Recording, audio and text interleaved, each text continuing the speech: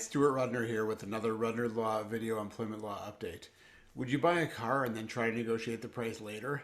That is effectively what you're doing when you sign a severance package and then try to go back later on and get more money. And for whatever reason, we've seen an increase in the number of calls we're getting from people that have already signed their severance package and now want to meet with us and have us assess it.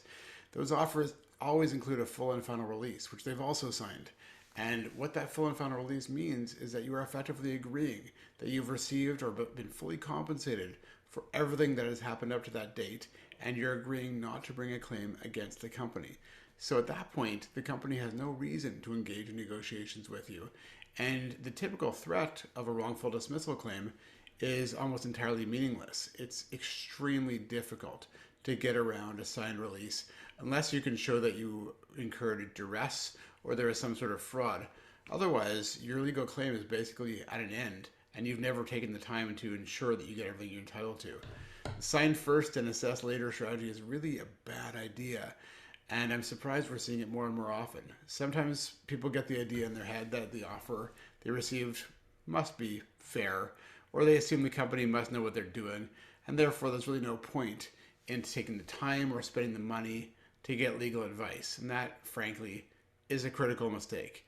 If the company knows what they're doing, as you suspect, what they're doing is protecting themselves and doing what is best for them, not for you. So don't assume that the first offer is fair or in line with your legal entitlements. Some companies are fair. Some companies treat their employees and their former employees quite fairly. Others don't, and others see that initial severance package as a first offer, and they're thrilled when you sign it back and accept it without asking for anything more.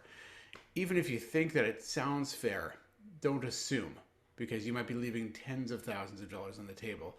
I'll give you an example from several years ago now where I was at a wedding talking to somebody over cocktails. When I mentioned that I was an employment lawyer, he commented that he could have used my advice about 6 or 7 months earlier.